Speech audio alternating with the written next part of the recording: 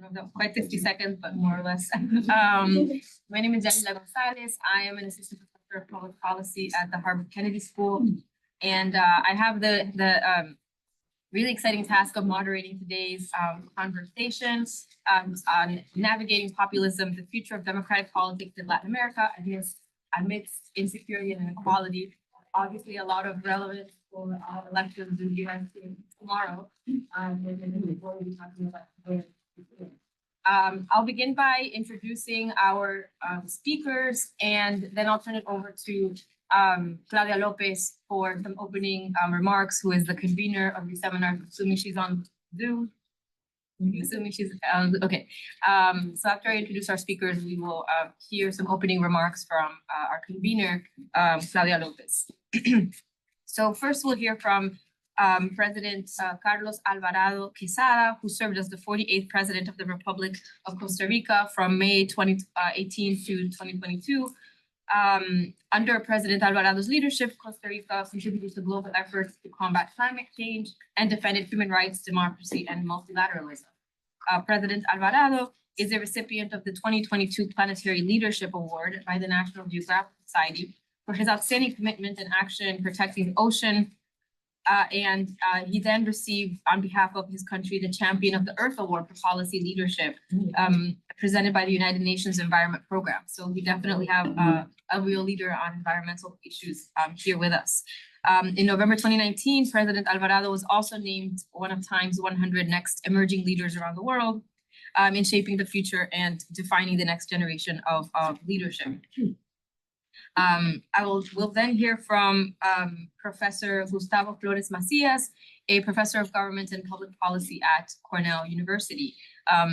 Professor Flores-Macias' research and teaching interests include, in particular, political and economic development, and his research focuses on three main areas: the politics of economic reform, taxation and state capacity, and punitive populism and the militarization of law enforcement. He's the author of books such as Contemporary State Building, Elite Taxation and Public Safety in Latin America, as well as After Neoliberalism, the Left and Economic Reforms in Latin America. And he is also the editor of The Political Economy of Taxation in Latin America, which provides a comprehensive assessment of political challenges to taxation, including public opinion, institutions, natural resources, interest groups, ideology, and state capacity. So all of them, all of the obstacles. And then finally, we will hear from Professor Steve Levitsky, the David Rockefeller Professor of Latin American Studies and Professor of Government, and our fearless director here at Dr. Class. He is also a senior fellow at the Kettering Foundation and a senior democracy fellow at the Council of Foreign Relations. Professor Levitsky is, of course, very well known for many of his recent books, including How Democracies Die and Tyranny of the Minority, Why American Democracy Reached the Breaking Point. Hopefully we'll not reach the breaking point tomorrow. But Professor Levitsky has written or edited 11 other books, including Transforming Labor-Based Parties in Latin America, Competitive Authoritarianism, and the Violent Origins of Durable Authoritarianism. So we have a real set of heavy hitters that we'll hear from today to consider these questions about the surviving populism in Latin American democracies. But first, I'll turn it over to Claudia Lopez for some opening remarks. Well, thank you so much, Yanilda and everybody. Thank you so much to Carlos and Steve and Gustavo and everybody there in the room of Dr. Class. Greetings from El Cairo, where I'm attending the World Urban Forum.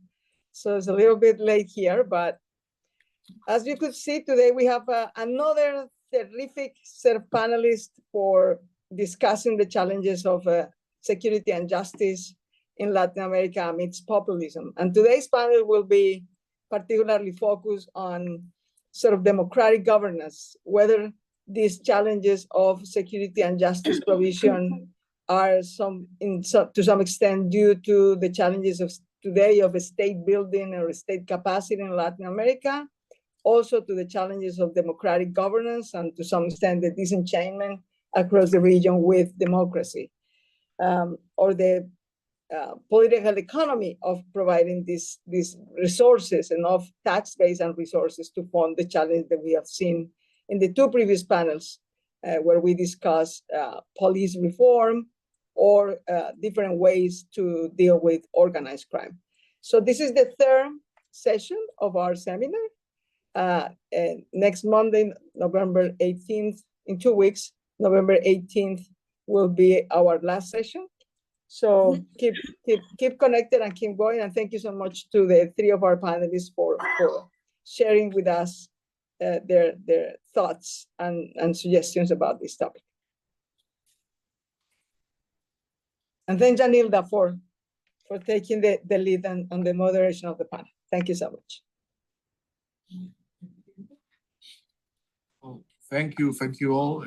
I'm delighted to be here again in Dr. Class among many friends, Steve and June and Laura, Mariana and Karen and many other new friends, I'm hoping. And so just to set expectations, should I address the topic or just say hi? Should I? Okay, I'll address the topic in hand. And also thanks Claudia for the invitation. Un abrazo enorme. And also to Gustavo, to everybody online. So I'll try to make the case of why this topic is so relevant from a global perspective on democracy. Then go on a little bit on details of populism and authoritarianism, what I've seen in the region recently. And then I leave to Gustavo and to Steven the solutions so they can address those. So why this is critical, I'm more and more convinced that we have a big blind spot in terms of what's going on with democracies and why it's that so risky for the democratic world as a whole. And if you want, I give the analogy, you know, there's this analogy of the Pacific Rim. There's also an Atlantic Rim, if you think about it in terms of history, very linked to democracy. Democracies in the part of the world where democratic values, contingent as they are, because there are other values in our planet, but democratic values have a strong presence in this, let's call it Atlantic Rim, because of historical reasons and all. So that's one first thing. But I don't believe that we all are seeing the same crisis on democracy simultaneously. We're seeing it from a from own perspective, from positionality. Europe is sensing a crisis in Europe's democracy because of the rise of the extreme right, also extreme left, a lot linked with globalization and migration. The US, it's seeing a situation in itself. And I don't think necessarily that the crisis that we are experiencing in Latin America, it's considered to be a systemic situation all across. And I think that this is something, first point to be raised on, because as a systemic problem, we are not addressing it as such. We're seeing it separately. And that's sometimes in foreign policy evident when you try to see the policies or the lack of policies between US, Europe, Latin America, and the Caribbean. There's not a coherent model to address what's going on. So that will be a first point. And why does it matter? Why does the democratic world and its strength matters nowadays? Well, it does matter because you don't want isolation. So, for example, in the perspective of Europe, Europe is very concerned about isolation, especially in terms of what's going on in Ukraine and Russia. But they don't see backsliding in Latin America as related to democratic isolation. Similar to the US, the US is seeing problems. Let's say both parties care a lot of migration in their speech, in their discourse, but they don't necessarily see it as a systemic phenomenon linked to Latin America. And the root causes being linked somehow to Latin America. That's absent. Migration starts in the border, literally. It appears, the discourse is as if migration starts in the border. So that's my first approach. It's a systemic thing, not being approached as such. That's relevant. Second, there's a temptation to compare the situation nowadays with a Cold War in the sense of a competition of powers globally. Competition of US preponderance with, in this case, China in the multipolar way. But I see another big difference vis-a-vis what happened in the Cold War. During the Cold War, it was two political systems and two economic systems in competition. Now we have one economic system and two political systems in competition because China is in the capitalist way of production. We're talking about capitalism in both. The competition is an economic competition too, played in different rules, systemic political rules.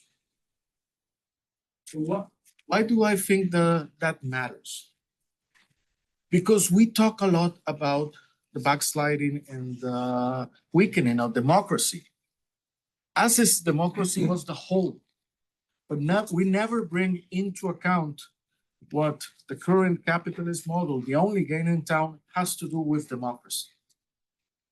So we blame it on democracy, all of the things we're seeing happening. We say democracy is not delivering, democracy is not being able to redistribute, democracy is not tackling crime, organized crime, democracy is not. Is it only democracy? Or are there other elements of the whole system that are not delivering for me? So then I go more close to our region to close on that point of inequality and democracy. Our societies are extremely unequal. Latin America has always been the most unequal region of the planet. I do believe is, even though we don't verbalize it, because it has a lot to do with our colonial past and the caste system that silently remains, to say one, because you also patriarchy. It's another system that still remains.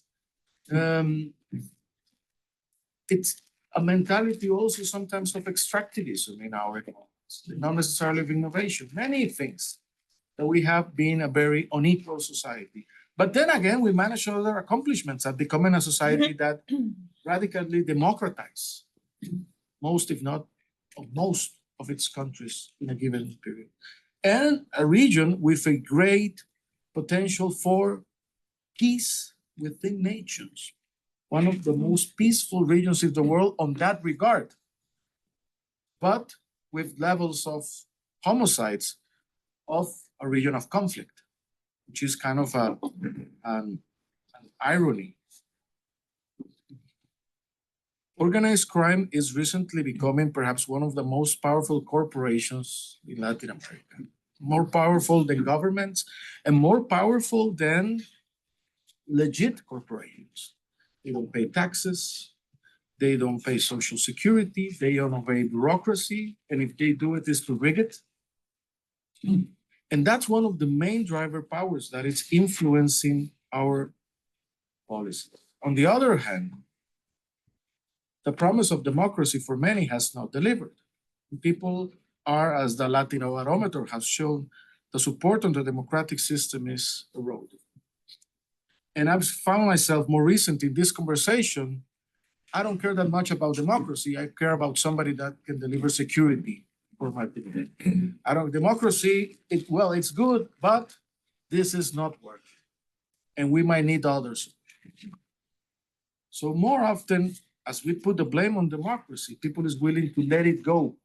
And with that, not only democracy or election, but the rule of law, constitutions, elections, human rights, and the protection of minorities and other things that we are letting go on that exercise. And I've seen at least two schools of thought in this. One that uses the authoritarian rule, therefore, to enforce security, perception of security in the people, regardless of any consideration. Human rights, due procedure, just advancing on that field. And in this populist conception, having a big endorsement of population. Which many will say, well, that's what people are, isn't that democracy? Giving people what people want. Obviously, democracy is more than just that.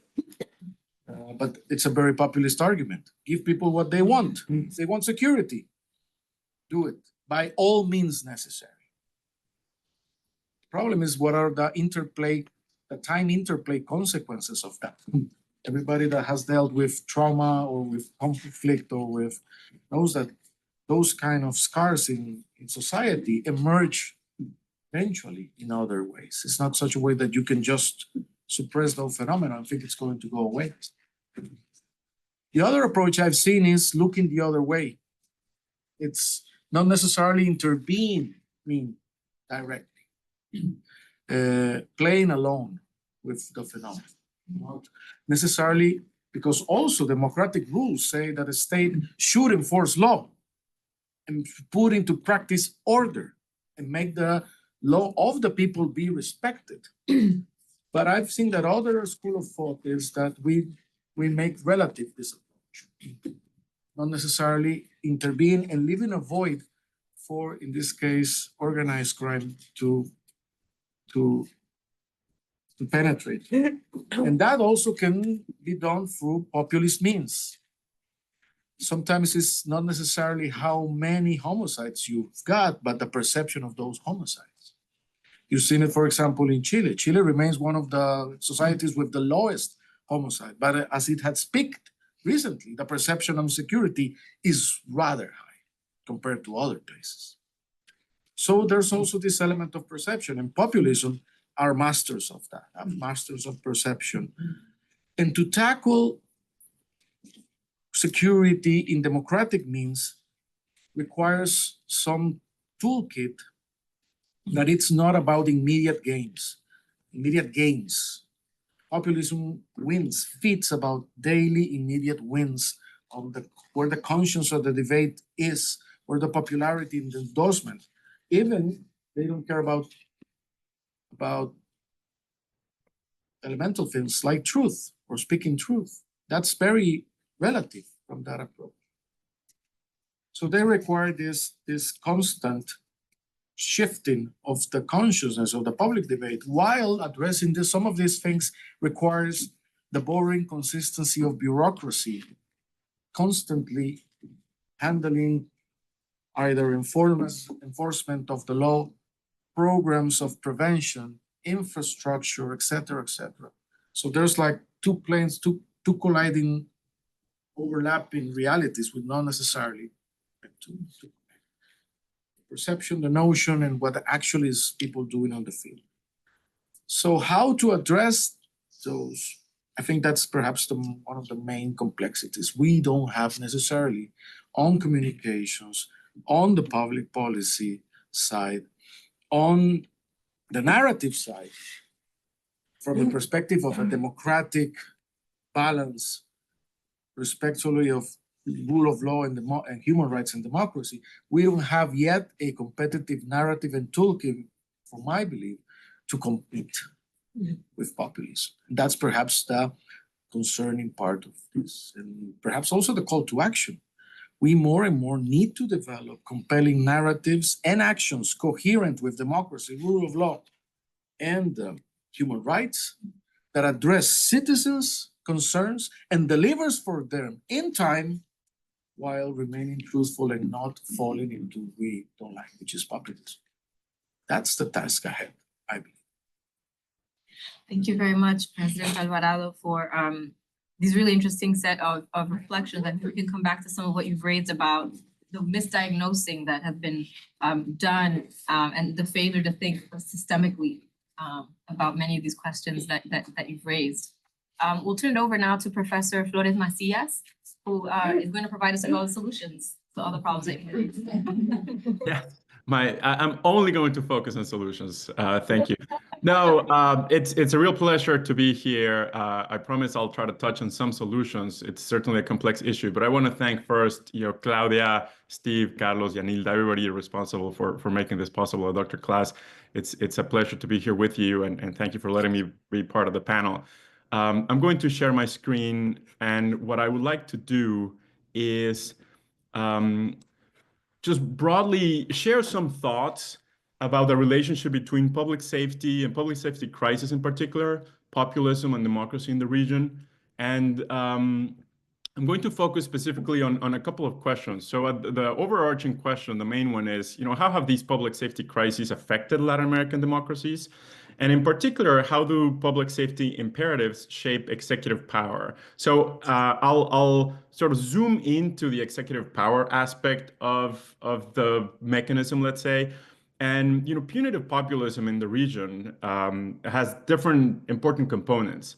Carlos mentioned, for instance, perceptions, which is certainly very important. I'll touch a little bit on that. There is the rhetoric as well. I will not get into the rhetoric, but I will be getting into some of these policies and actions that are very much in line with this notion of sort of easy solutions, sort of the populist easy solutions to complex problems, and how they are affecting democracy in the region. I'll first discuss sort of why these iron fist policies are appealing. I'll get into a little bit sort of, how executives leverage these crises to expand their powers. Then I'll get into any evidence whether these iron fist policies work. And I'll end with consequences for democracy and a discussion on potential solutions. So my main claim here is that these crises sort of lead to certainly the emergence of candidates and populists, the candidates that are really embrace this punitive populism to reach the presidency. And then when they reach the presidency, they really contribute to this democratic backsliding. And I want to point, this happens in several ways. I'll get into this in a second. In particular, it is the expansion of presidential powers at the expense of other branches of government, other levels of government, and the protections that citizens may enjoy against government abuse. But I will zoom into two specific mechanisms. And one is the adoption of states of exception, which has become more and more prevalent in the region. And, the case of El Salvador perhaps is the most famous, that it's been now over 2 years with the state of exception, in which President Bukele is able to do a lot of things that he wasn't able to do before, or presidents weren't able to do before. And then the other big mechanism is the replacement of local civilian police, or civilian police in general, with soldiers, with the military. This is a region that is sort of a presidentialist region, certainly hyper-presidentialist in many ways. It also has some of the highest crime rates in the world. It's a region characterized by deficient and corrupt police. And it's a region also in which crises are often leveraged by executives seeking to expand their powers. And, some of these crises have to do with public safety, but others maybe not as much. The recent pandemic is an example. So these are some common aspects to the region. Let me start with this appeal of iron fist policies first. And I want to this crowd knows well sort of the state of homicides and public safety in Latin America. And this chart is a little dated now. Some of the countries have changed. Ecuador, for example, has become a lot more dangerous. El Salvador's homicide rate has decreased dramatically. But for the most part, the reason why I think it's still relevant is just the white bars show different crime rates for regions at the regional level. So Latin America, Africa, the world, and Europe. And we can see that Latin America is by far, the region that experiences the most violent crime in the world. And this hasn't changed since. And this is why public safety has become the #1 concern in most countries in the region.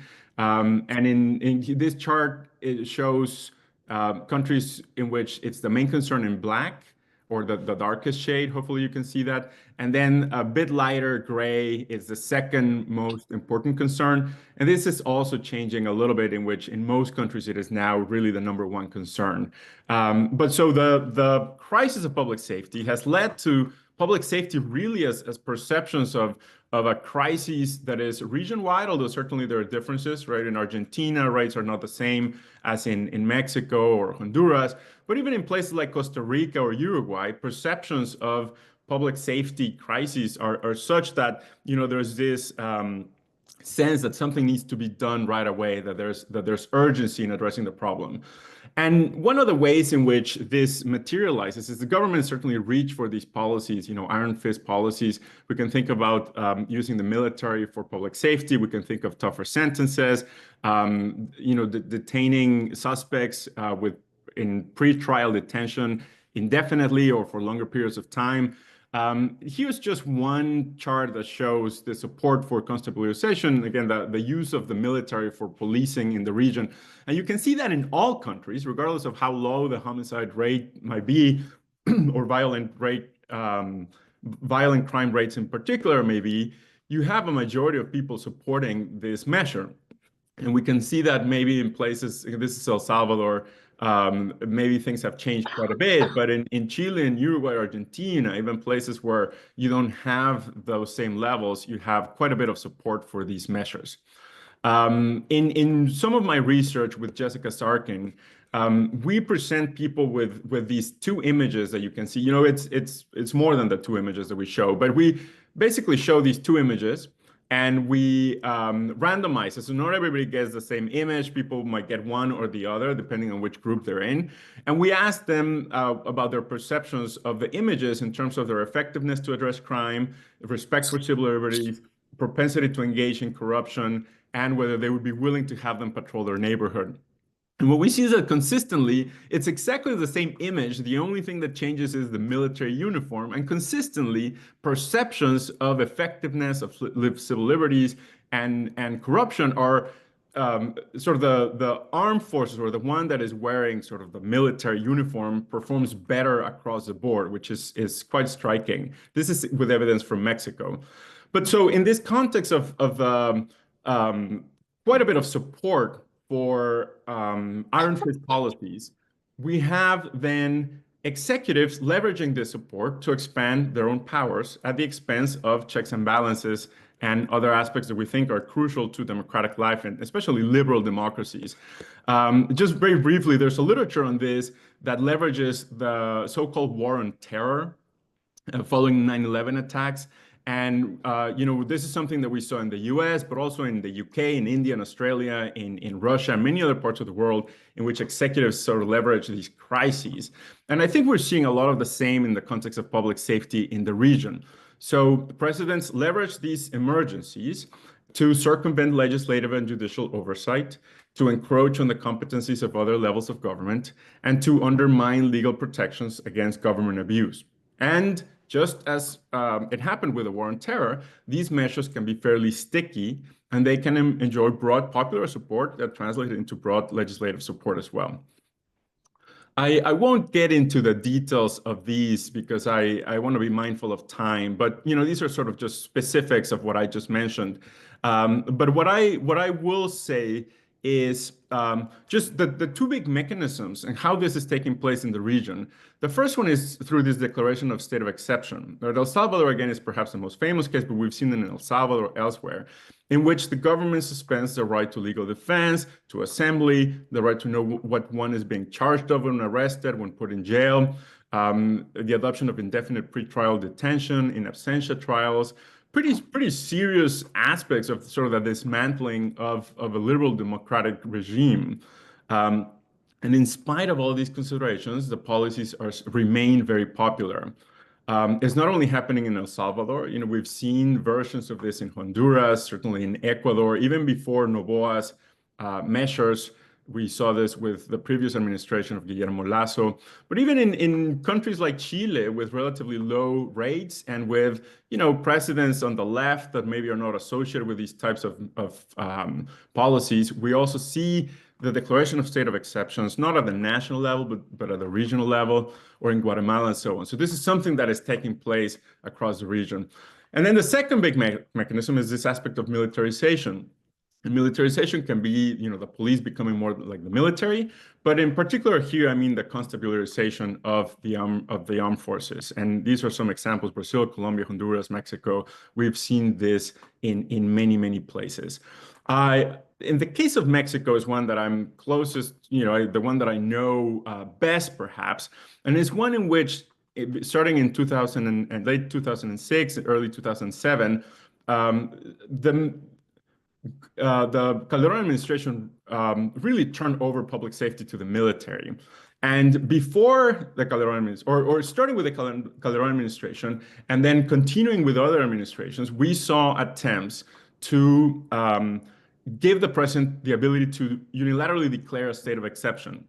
And this was defeated in Congress on several occasions, different attempts. But here in this slide, I just have some statistics for how widespread the approval among the population has been for these different measures, from, you know, the militarization of law enforcement that enjoys, you know, 75%, 78%, depending on the measure, but also even giving the military competencies or prerogatives beyond public safety, right? The administration of ports, customs, border crossings, which certainly spills over into other aspects of public life that I would argue are fairly dangerous for militaries to become involved in on a regular basis. In this chart, I have these different measures that have been attempted and have been defeated in Congress or passed in Congress, but struck by the Supreme Court. And now this it could change now that Morena controls sort of both chambers of Congress in Mexico. But what we see the solid line is the homicide rate with the axis on the left. And then the dotted line is the number of troops that have been committed to public safety. And we see the increase in both. And we see just a growing number of attempts at undermining sort of these protections in Mexico. Very briefly, there's very little evidence that these iron fist policies work to address crime. Some of my research focuses on levels of violence, on kidnappings, and it shows that these measures are fairly counterproductive. On issues of human rights is the same thing. I won't spend time on this, but the one exception, and that, I think social scientists and policymakers and everybody's trying to figure out what's going on, is the case of El Salvador, right? Has El Salvador really become safer because of the iron fist policies, or in spite of the policies? Are they related at all? It's something that really has thrown a wrench into our understanding of the relationship between the policies and at least levels of crime. But they certainly don't help in terms of consequences for democracy, right? We have these state of exceptions that are curtailing civil liberties. We have a sustained erosion of accountability mechanisms. We have an opacity in the military system of justice that provides layer of impunity. And even if countries don't have a separate system of justice to try soldiers involved in addressing public safety, and even civilian courts have quite a bit of deference to the military when it comes to these types of activities. So there's a lot of abuse, especially taking advantage of pretrial detention systems. And what we see overall is that these measures that are detrimental for the region's civil liberties, for checks and balances, are combined or sort of come together with this widespread popularity of the measures, of the policies. And this serves as an incentive to continue with the erosion of liberal democracy across the region. And this is a little bit a window into the way that President Bukele in El Salvador, sort of understands what's happening in El Salvador through his government's policies. I published an article in Foreign Affairs in which I sort of highlighted certainly the benefits of the policies in bringing down crime, but also the cost to democracy in the region. And this is sort of him, I don't know if he actually read the article, but at least maybe someone alerted him to it, and he quoted from the article, and he seems sort of upset or at least disagreeing strongly with this notion that there's a paradox of punitive populism in which democratically elected leaders would undermine liberal democracy. And I think in his response, he takes issue with the paradox label, but in his response, it's very much of we're following the will of the people. And I don't think there's much of liberal in the liberal democracy in his response. And I think that's very characteristic of what we're seeing across the board. I said I would mention a bit about, say a word about solutions. And what I find in studying this and thinking about this is that governments need to deliver results, and it's certainly difficult to deliver results. President Alvarado just mentioned, well, I'll leave this to someone else. It's very, very hard, but it's something that needs to be front and center for governments. I think up until now, it's been easy to say, well, populism is about the demagoguery or the rhetoric, if they only understood what governments are doing for the people. And the reality is that democracy, people don't eat democracy, and people don't live through democracy when their personal safety is at stake. And there are examples at the local level in Ciudad Neza in Mexico, in Medellin, or in Bogotá in Colombia, in Sao Paulo in Brazil, that have clearly worked in bringing down levels of violence, and that it's a matter of looking to scale them to the national level to see how we can address this issue. I'll stop there, and thank you again for the opportunity, and I look forward to your comments and questions. Thank you so much for that, Professor Flores-Macias. I'm reminded both by President Alvarado and Professor Flores-Macias' presentation of a quote from Raúl Alfonsín, the first democratic elected president after Argentina's military dictatorship, who said in his inaugural speech, "Con la democracia se come, se educa, se cura." Right, with democracy, you eat, you cure, you eat, you educate. But it raises this question about what happens when democracies cannot deliver basic security, right? I think both of these presentations really drive home that question. So we'll close out our presentations today and then open it up. Excuse me. I just get so choked up thinking about Steve's work. Profe, please take it away. Okay, first of all, what an honor to share the stage with Yanilda and President Alvarado and Gustavo, a couple of people who are both more insightful and better dressed than I am today. Also, many thanks and congratulations to Claudia for putting together this seminar. A seminar that's devoted to thinking about liberal and democratic solutions to the problem of crime in Latin America. I really honestly cannot think of a more important seminar. So thank you, Claudia. That said, I'm not going to provide any solutions, and I'm not even going to talk about security, but I will talk about populism and democracy a little bit.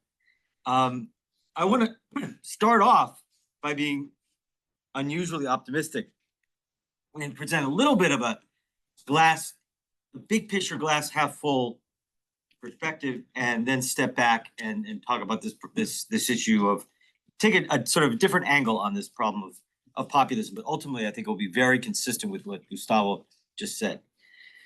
All right, the optimistic part, as you know, there's a very broad consensus today that democracy is in decline in Latin America. That consensus is obvious here. I think that is mostly false. I think it's mostly not true. I think Latin American democracies have proven to be strikingly resilient in the 21st century. Now, democracy, the reason I say that is that democracy should be in decline in Latin America today. As all of you know, the international environment is much, much less favorable for democracy than it was back in the 1990s. The 1990s and the early 2000s, if you can remember back that far, were a unique period in world history, one that was unusually favorable for democracy. The collapse of the Soviet Union, the United States, and Western Europe became, for a short period of time, the world's dominant military, economic, and ideological power. And they wielded that power to promote democracy like never before and like never since. So for about 15 years, democracy was the only game in town. But international conditions changed dramatically in the 21st century. The rise of China, Russia's resurgence as an aggressive anti-liberal power pretty dramatically changed the geopolitical balance of power, putting an end to that brief period of Western liberal hegemony. And at the same time, the influence, the self-confidence of the liberal West has declined pretty dramatically. And as a result, Western powers no longer promote democracy anywhere nearly as consistently or as effectively as they did a quarter century ago. Those international changes have dramatically expanded autocrats' room to maneuver. It's simply a lot easier to be an autocrat today than it was, say, 30 years ago. That's on the international side. Latin American democracies, as we've been discussing, also face immense domestic challenges. Economies have been stagnant for a decade in most of the region. Many countries, as we've discussed, have experienced a dramatic increase in organized crime and in criminal violence. And there have been, across the region, a seemingly endless series of very public, high-profile corruption scandals. All of that was exacerbated by the pandemic, the result of which has been soaring public discontent. The perceived failure of repeated governments of the left, the center, the right, back to the center, to address basic problems like insecurity and corruption has eroded public trust in democratic institutions. According to last year's Latino Barometer survey, nearly 3 of 4 Latin Americans were dissatisfied with their democracy. So there are good reasons, very good concrete reasons why we should expect Latin American democracies to fail, or at least to be in serious trouble. The international environment is much less favorable to democracy than it was 30 years ago, and stagnant economies, corruption, violent crime, and the pandemic have seriously undermined public trust in democratic institutions. But in spite of all of that, amazingly, there hasn't been all that much democratic retreat in Latin America in the 21st century. Democracies, as I'm going to define it, are regimes with free and fair elections and broad protection of civil liberties. By that definition, there were 10 democracies in Latin America in 1995. In 2005, there were 13 full democracies. In 2015, there were 12 full democracies. Today, there are 12 full democracies in Latin America. So despite a less favorable international environment, despite a decade of economic stagnation, despite this terrible increase in criminal violence, despite the pandemic, and of course, despite soaring public discontent and distrust in democratic institutions, there are more democracies today in Latin America than there were in the 1990s. There's one fewer than in 2005. So far, democracies in Argentina, Brazil, Chile, and Uruguay, Colombia, Costa Rica, Mexico, Panama, Dominican Republic, even Ecuador and Peru have muddled through so far. Now, I want to spend the rest of my time reverting to form and being pessimistic. Not pessimistic, but looking at this question of populism, the rise of anti-establishment outsiders who promise to throw out the entire political elite. So I'm talking about figures like Fujimori, Chavez, Correa, probably Morales, Bukele, AMLO, Milei. Populists win elections with a promise to bury the political elite. They earn an electoral mandate, a democratic mandate, to bury the elite.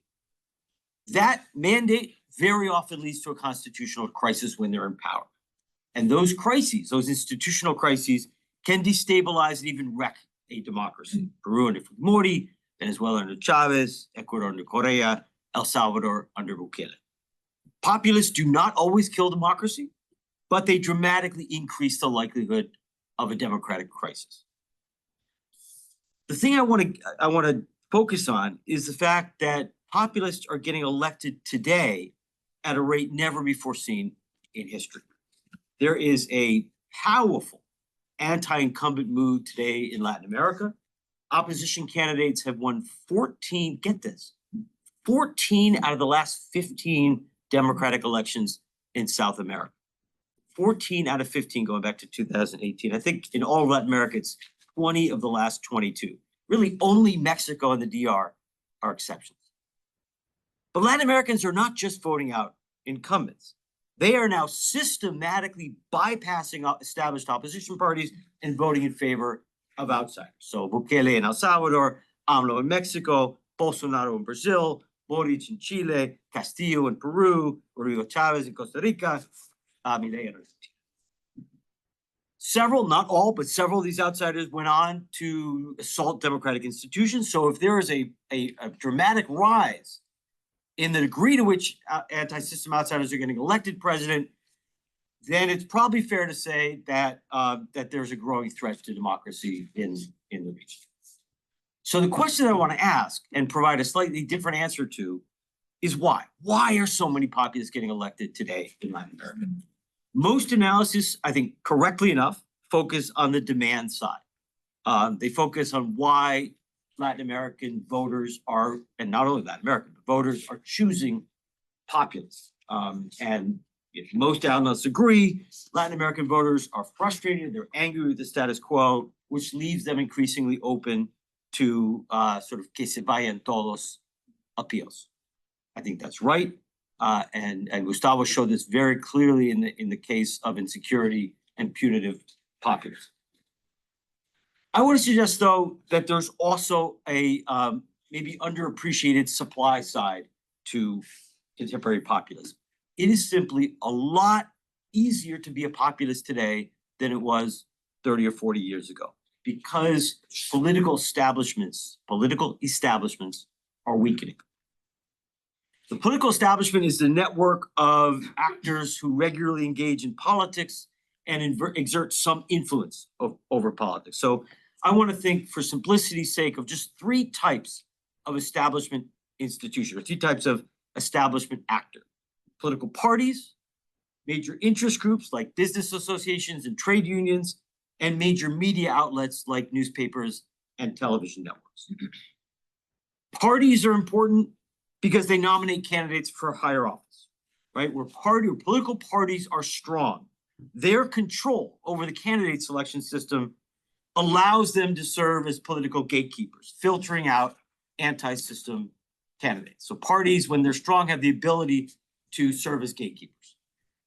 Interest groups are important because they provide finance and other critical resources to campaigns. Candidates everywhere need resources. They need money. They need activists. Historically, big business and big labor have been major sources of those resources. So parties, interest groups, finally, major media outlets are essential to candidates' abilities to reach voters. Without access to the media, most parties, most candidates cannot achieve the name recognition necessary to win election. Quick caveat: the establishment is not a monolithic actor. Parties, interest groups, media outlets do not constitute a single block. They don't have a single set of interests. There is always pluralism and competition among establishment actors. But collectively, establishments do tend to impose certain parameters on politics and policy, both in terms of political style and also in terms of policy substance. There are certain norms governing how politicians are supposed to behave, how they dress, what they say, how they treat one another, how they treat the media. And there are also, when the establishment is strong, there are usually certain policy positions that are considered beyond the pale. And politicians who exceed those boundaries, who violate certain behavioral norms, who push certain extremist policies, they get shunned by the establishment. That means party leaders won't nominate them. It means leading business associations, unions, other interest groups will not give to their campaigns. It means the mainstream media won't cover them, or that their coverage will be negative. Back when I was a kid, 50 years ago or so, that mattered a lot. Being shunned by the establishment 40 or 50 years ago mattered because establishments had a monopoly over the resources that politicians needed to get elected. Party leaders controlled the nomination process. If you were not on good terms with party leaders, you couldn't run for office. A relatively small number of business groups provided the vast bulk of the finance and other campaign resources. Again, business leaders, labor unions. So if you were shunned by big donors 50 years ago, you couldn't raise money. Finally, 50 years ago, a few major media outlets dominated the media scene. There were 2 or 3 major TV networks and a handful of influential newspapers in each country. So if the New York Times, BBC, Global, Clarín decided you were unfit for office, you were pretty much shut out.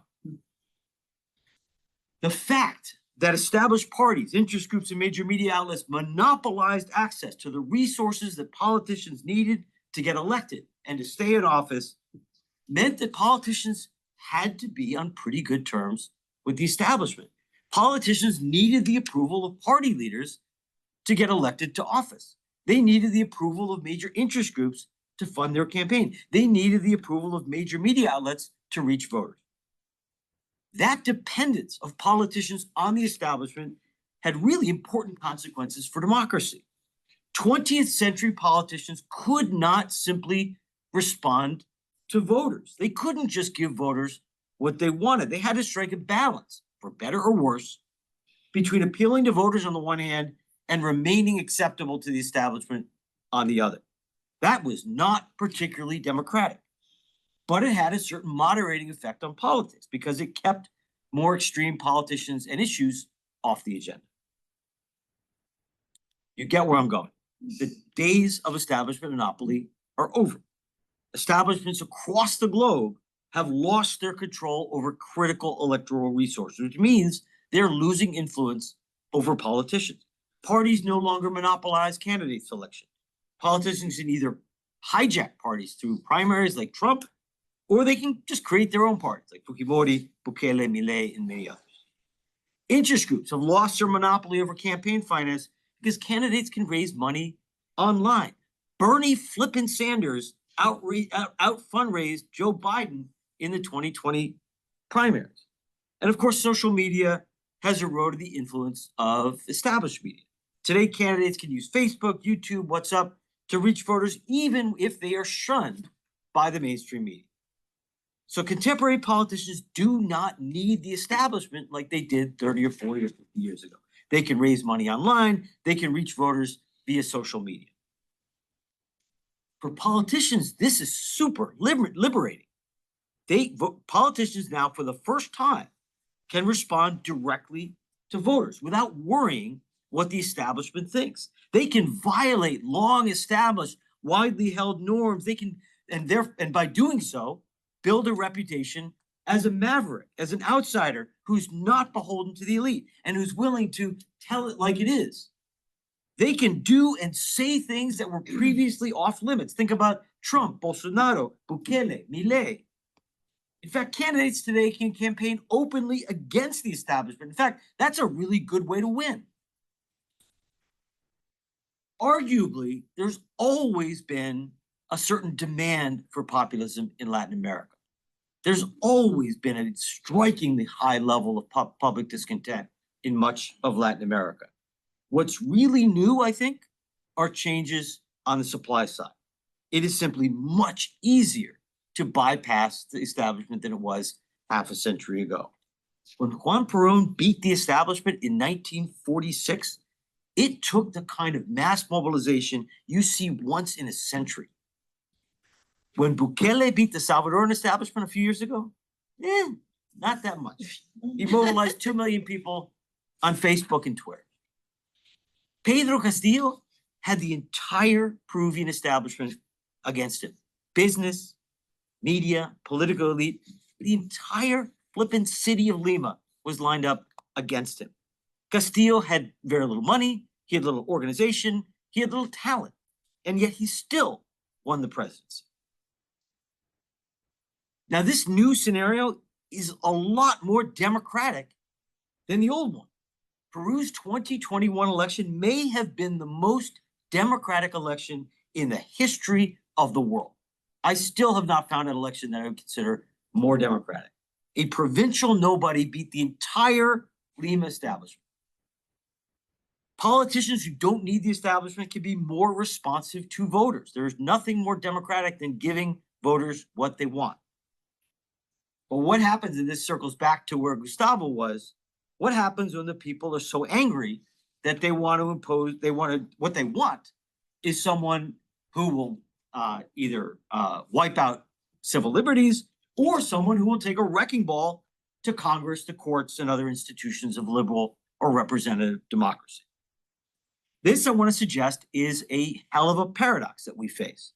On the one hand, the weakening of political establishments is unquestionably democratizing. It allows politicians to be more responsive to voters. It opens up the political system to a much wider array of individuals and groups. But it also leaves liberal democratic institutions, I think, much more vulnerable to anti-system forces. Back in the 18th and the 19th century, Western elites were terrified, just terrified by democracy because they equated democracy with rule by the people. One of the things, maybe the most important thing, that ultimately made democracy acceptable to elites was the protective power of political establishments. 19th and 20th century establishments imposed real constraints on democratic competition, transforming what could have been a highly plebiscitary and majoritarian politics into a much more bounded and elite-centered competition. But the days of elite competition are over. The establishment's gatekeeping powers have severely eroded, it's very unlikely that reverses itself, which means we're very likely to continue to see more Trumps, more Bolsonaros, more Bukeles, more Mileis. How democracies will hold up in this new populist era, I think, is anybody's guess. I'll stop there.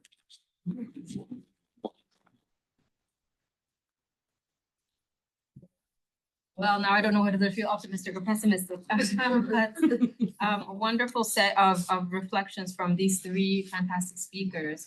We have about 25 minutes or so. I know Professor Levitsky has to leave about 1:25, if not a little bit sooner.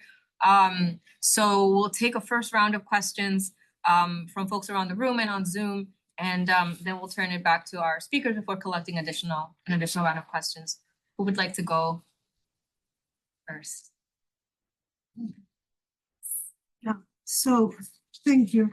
So, okay, so I have a few questions. On the issue on backsliding that I think both Gustavo and Calder mentioned, I'm not sure that, I mean, I'm comfortable with the term, because backsliding, I think, assumes that we are going back to a prior situation that is similar to something that we've known. And I think that probably there are some features of the so-called crisis of democracy that would, I don't know, suggest that we are not just backsliding. There could be a crisis, there could be a decline, but I don't think that we are going back to the same situation that we've known before. So in that sense, I mean, I'm more comfortable to talk about backsliding when we were within the frame of coup d'etat or something like that, but not right now. I think that it doesn't acknowledge the novelty of the situation. The second question, wait, because I have, well, Steve, so I understand that you want to emphasize on the supply side, but isn't that too much of a top-down understanding of the phenomenon? The demand side is not simply what voters want, but also structural transformations of society that explain why the minimal definition of democracy may not working anymore. I mean, we had the luxury of understanding democracy that way because there was a society and a social order that backed up by political culture, by a democratic ethos and whatever, that backed up those institutions. So putting so much emphasis on the institutions, I think it overlooks the structural transformations that are going on in society. And one footnote to that, Milei is not supported by the elite. I mean, is it the case that all populist leaders are not supported by the elite? No, they don't need to be. They don't need to be. To be elected. To be elected. Before we're turning it back to our speakers, we'll take one more question from Claudia, and then another one in the room, and then we'll turn. Okay, so we'll turn to Claudia, and then two more in the room. Thank you, Yanilda. Thank you to our three terrific speakers. I have a sort of, I don't know to what extent in Latin America, the structural issue of, so Latin America was the land of restrictive democracies. And according to Steve, that condition is being removed, is now much more democratic, much more easier to compete in politics, which I think is a good thing. But it's also the land of limited state capacity.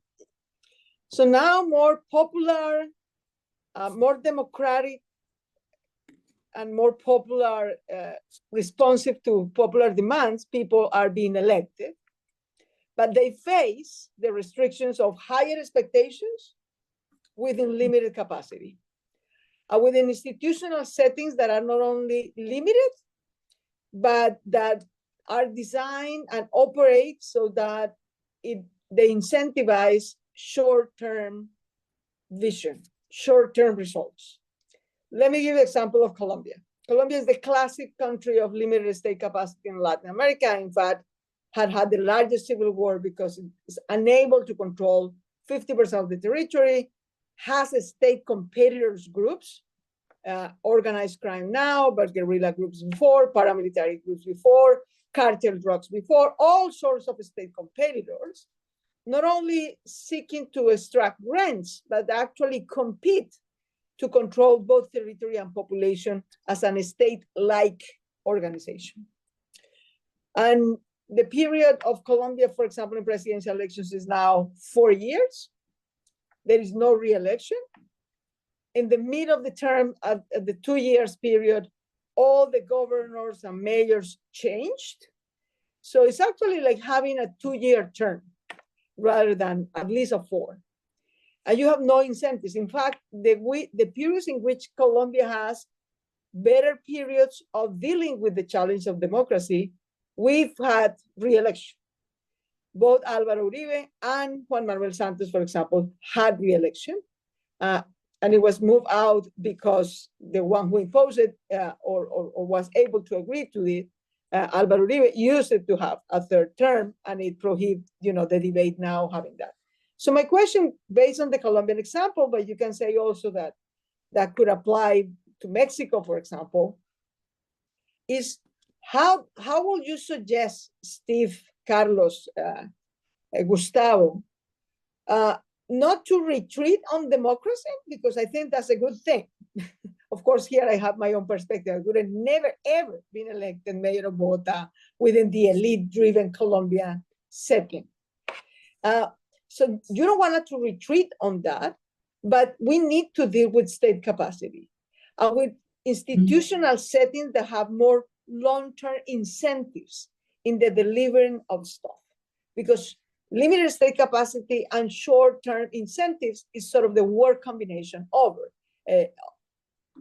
That's why you bring the military, because it's easy to do something that you could do in the short term, and you only have to show results for 2 or 3 years rather than for a longer period. So how to deal with that sort of institutional long-term design and limited state capacity to deal with these challenges.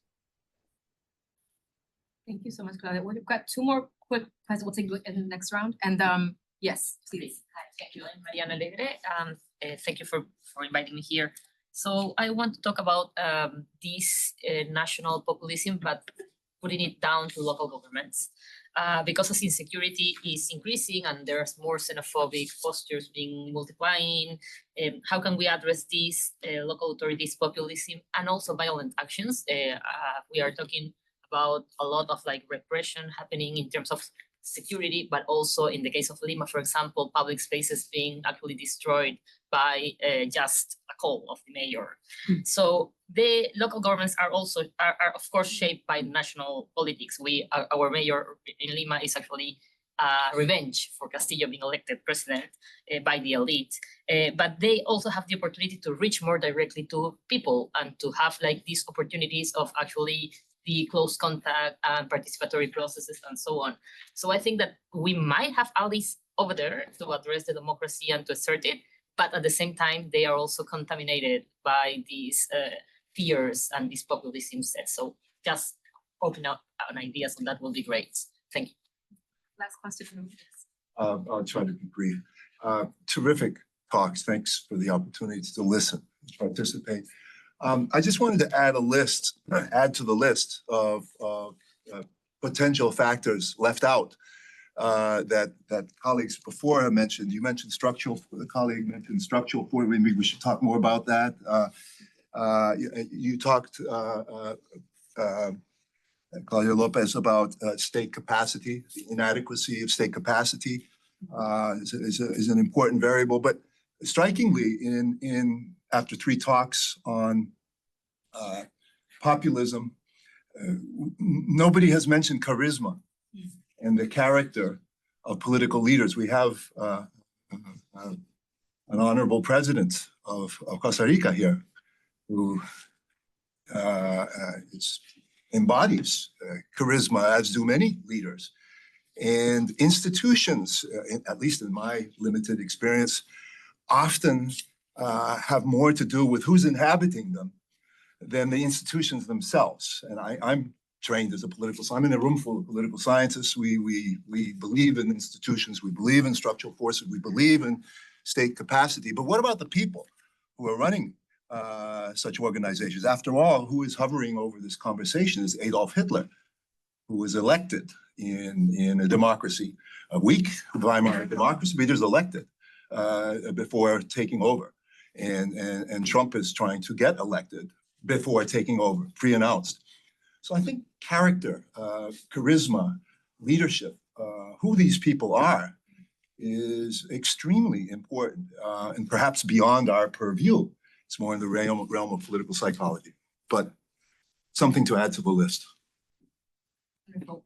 Why don't we start with Steve, since I know you have to run off. Maybe we'll start with you in responding. All right. So Carla, what the hell do you mean by structural transformation of society? It's so incredibly vague. What are you talking about? Okay. Rising inequality, I would say a new. Inequality is going down in Latin America. It's long-standing. Inequality is not new in Latin America. Well, Right? That's well, not okay, clear. no, wait, Right? okay, Inequality so- is so not what- new in 20th, 21st century Latin Okay. America. And you have the uprisings in Chile, you have the uprisings in Colombia, you have the uprisings in Mexico. You cannot explain that merely by the Gini coefficient, but there is something going on with the perception of inequality, the incorporation of the status in relation what you deserve, what has been addressed in the literature as meritocratic society, like the incorporation of you deserving where you are, where indeed who run or who are better off than you are do not deserve what they have. It's not a question of merit. So it has been examined here in the US and in Latin America. I would say that what you said, I mean, you have new forms of communication, you have networks, you have social media. I would say that you have a new democratic subject, a new identity. You have disruptions of gender that we haven't seen before. I don't think that we even understand the dislocation that generates, like not understanding the world in a binary way. Forget about gender identity. All the institutions are rethought in those terms. I would say the main institutions that do not fulfill the social role that they were supposed to, the university, high school, church, marriage, those are transformations. Labor has undergone I mean, we don't even know where it's going. You don't have collective organization of anything.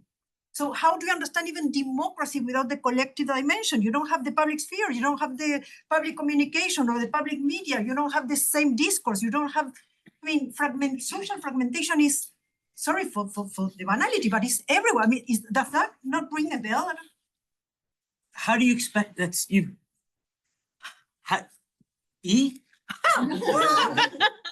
What's your, I mean, you've just listed 6 totally disparate transformations, which are real, but I mean, what's the So question? you're pushing me, what is the causal relation? I don't know. I mean, the causal relation, what I'm saying is, we thought, I mean, after the Second World War, there were a set of institutions that were incorporated in the definition of democracy that reflect certain kind of society. And that society as a social order is not there anymore.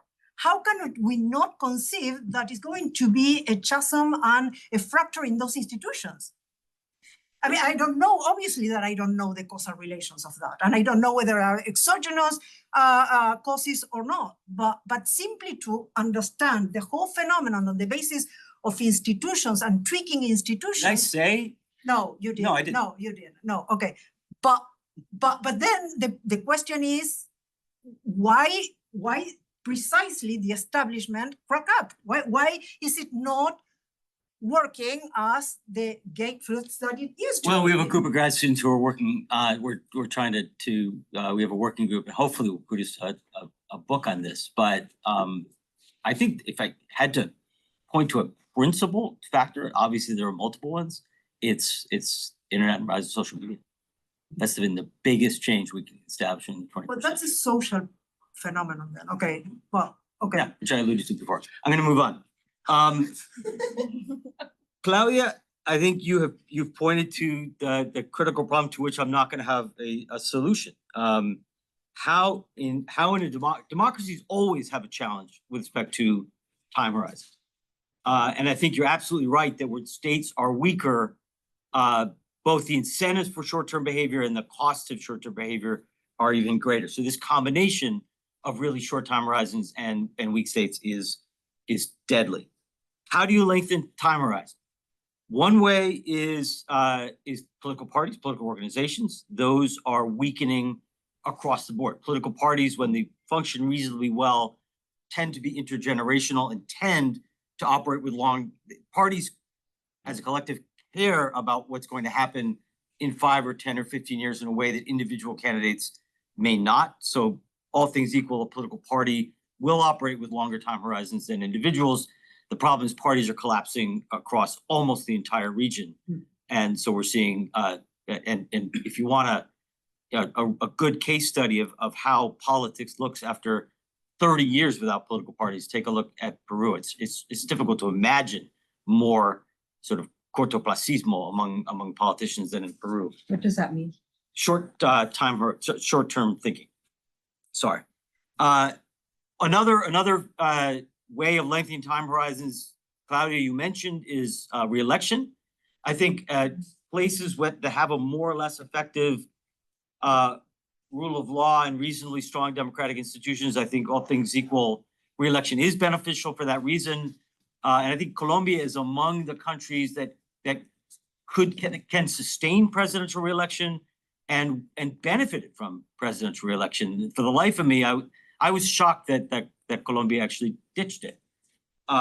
So the move away from re-election, I think, further contributes to short time horizons.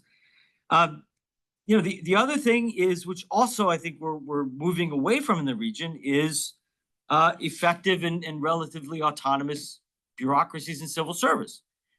Colombia actually, compared to some countries in the region, does have a relatively effective state, not across territory, but in Bogota, you have planning ministries and planning agencies that work a hell of a lot better, or that exist in a way that don't exist in Peru and other countries in the region. So a credible civil service that can at least think about policy and has credibility among politicians is another way of lengthening time horizons. But again, the trend seems to be away from that. So high expectations and limited state capacity is a brutal combination of factors. I got no solutions for you. Just wanted to highlight a point that really all three of you made, Claudia, Gustavo, and originally President Alvarado, which is, I think, really, really important, which is that democracies and democratic politicians get blamed for states that don't work, right? A lot of the policy failures that we see, whether it's mediocre public goods provision or corruption in the bureaucracy or uneven rule of law or limited tax revenue and therefore limited social spending, or unequal provision of justice, certainly insecurity. These things are primarily a product of state weakness, and state weakness that in many cases goes back decades, if not centuries. State capacity doesn't change very quickly, unfortunately. And so, Guatemalan elected governments in Guatemala get blamed for deficiencies that in the Guatemalan state that go back a very, very long time. And I don't know how to sort of convince voters to lay off Democratic politicians for the insufficiency of their states, but first of all, Democratic politicians, Democratic parties, and I fear democracy itself, as we've seen in El Salvador, are gonna get blamed for what are ultimately the deficiencies of the state. I'll stop there.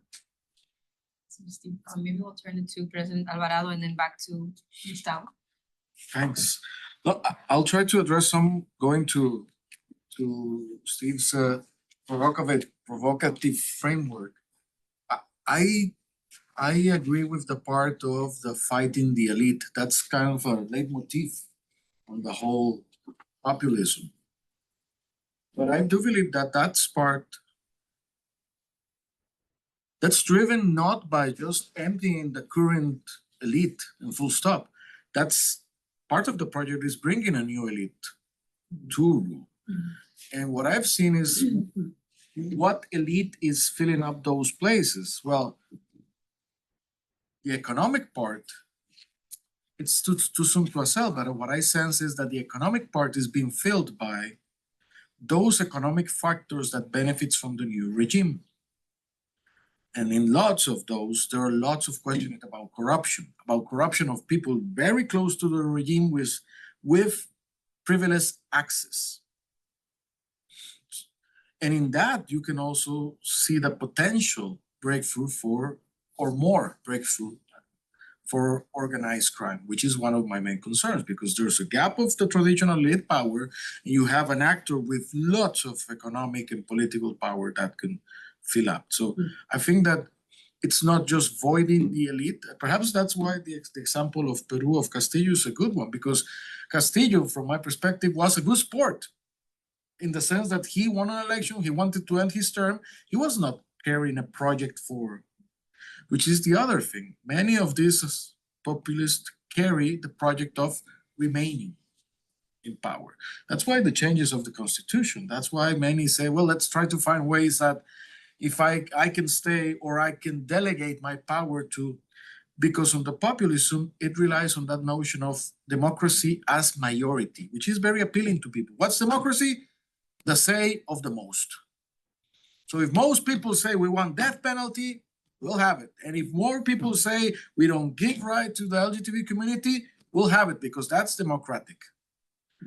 So it's a change that goes into substituting that elite and reinforcing a rule of a larger bloc, because one of the big differences with this kind of approach is you don't see nowadays nobody, I haven't seen, perhaps might be my mistake, but with dialogue processes, a dialogue with the opposition or the opposition groups to try to build a consensus or proposal to, nobody's doing that, because that's not the game in town. The game in town is to try to polarize and try to build up from that to a larger majority. That's why being moderate is such a drag, because then you try to position try to make sense and bringing things together while the game is actually going to the opposites. So there's a project of substituting an elite in those fields you mentioned, and I believe in others, economic elite. On the media, ironically, that gap I've been seeing filled by two very different actors, transnational corporations, that they do have a say in elections. You just have to go on X and see who's the first fellow that appears in your feed.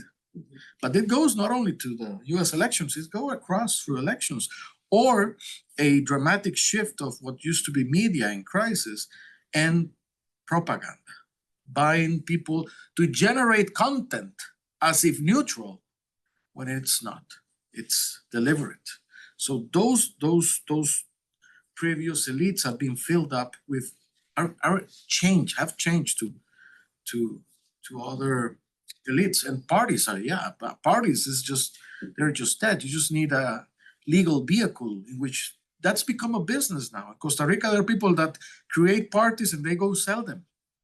So politicians already have a party that they call taxi parties, because you could just hop in and win. So that's, so how to fight against that? I think it's one of the big dilemmas.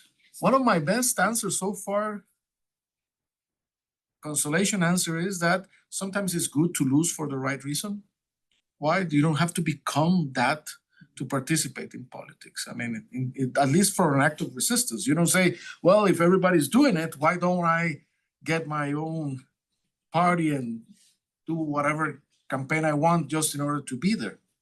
I think there's also room for, but it's true that a democratic practice that's seeing this needs to go beyond. And I think that the main rig of the game is that simplicity short-term vis-a-vis complexity long-term thinking. That's perhaps one of the most crucial differences on that demand supply analysis. Gustavo? Thank you, and thank you for these questions and comments as well. I want to touch on Claudia's, I think, wonderful question about state capacity, and I've given this some thought.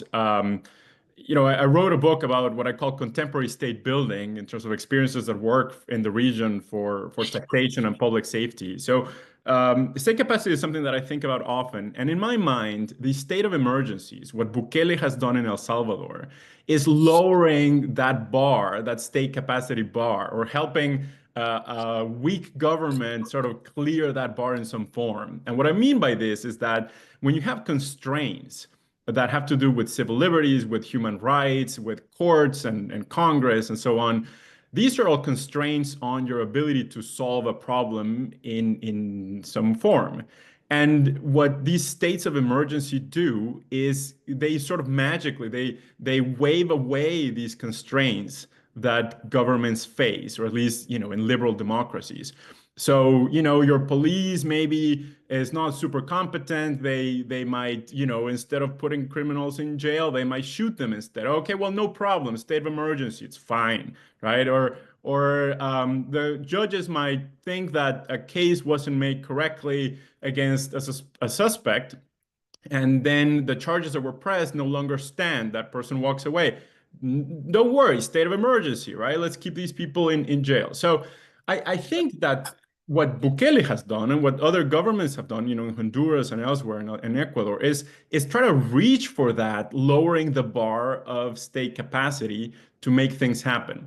And obviously, you know, in a liberal democracy, these things, you know, they're maybe or should be very short-term measures.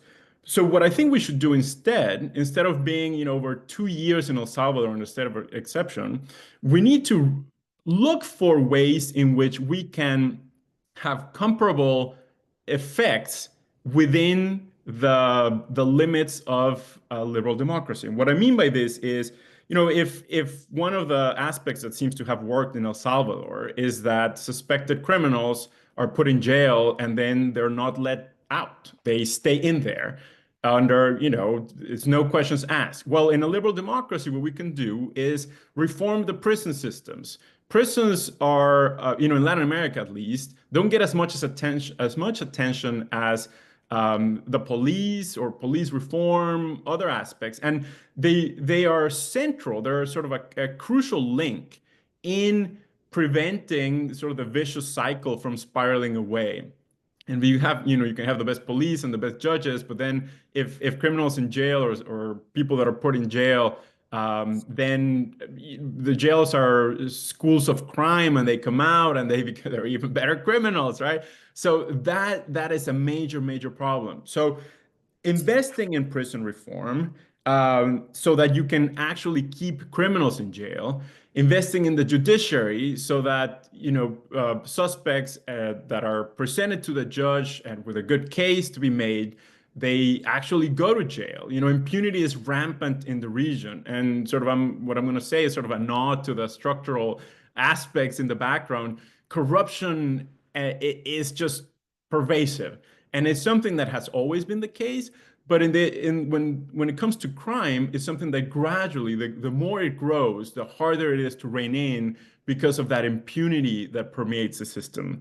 And then, you know, Yanilda would know a lot more about police reform than I would, but that's another aspect that is crucial, and that unfortunately the iron fist policies, especially militarization, they divert attention and resources from these policies like police reform that I think are central. So these are ways within liberal democratic means and the boundaries of liberal democracies to help governments clear that state capacity bar or improve that capacity to deliver results, right? So that would be my take on how to do this within democratic policing and within, you know, without violating human rights and trying to stay away from states of exception that I think are so detrimental to democracy in the region. So we have just 3 minutes left in our time together today. So, and I know that Steve has to run. So I think there was a couple of questions in the room. Maybe at least you can share them, and then we may not have time for folks to respond to them, but at least we'll air them out. Thank you. I wanted to talk a little bit about what Steve and Carlos said, that now politicians do not need institutions, so they can say whatever they want. And then how do you dialogue with that? Like, I'm thinking about, I don't know, like, both, I'm from Brazil, so like Bolsonaro saying that he's against politics and against politicians, being a politician for 30 years prior to that. Or even like in the São Paulo's election, Pablo Marçal completely like taking focus from any rational discussions and just like provoking everyone and just making everything chaotic, and is still getting almost 1/3 of the votes. So like when we can talk about rationality, how do we deal with that kind of? I think I'm going to go completely off the track here. And I'm also from Brazil. And over there with the populism, Bolsonaro has done it. It's actually getting together not only with organized crime, and this is quite well known, you know, breaking social capital and the power in the territory would force people to vote in that territory to keep but also together with some religious groups, bringing and hijacking some moral agendas. And I'm not sure if that has talked with what was mentioned before with the structure, and then change in Brazil as well. Like in the past, like 40 years ago, you'll say 80-90% will be Catholics. Now you have like 45-40% between Catholics and Protestants. And some of those religious groups are, I don't know, pushing a lot of those agenda and making votes and collecting this with the populism. And I was wondering, how do you see this, if the connection with everything that we've been talking about here today? We're at time for our discussion today. So the special the sort of final bringing in, introducing of these additional complexities from Brazil will acknowledge that, you know, just kind of raises additional questions for us to continue in this seminar, and hopefully we'll bring you back for the final session of the seminar, and then maybe I'll turn it back to Claudia to close us out. No, thank you so much to Steve, to Carlos, to Gabriel. There is always too much to Gustavo. There is always too much to learn and to discuss. Please book November 18th, 12th for our last session. We will address issues regarding social and economic agendas and its impact on security policies. We all mentioned today, for example, the issue of the issue of inequality, of a structural inequality, and on some other social issues such as the change in faith, religion, migration, and other issues, and how do they impact also in democracy, in justice and security delivery in the region. So thank you so much for everyone. Fantastic session. And let's book for the 4th and final session of our seminar, November 18th at 12. Thank you all. Bye-bye. Thank you, Yanilda. Bye-bye. It's in your head, but it's not. Muchas gracias.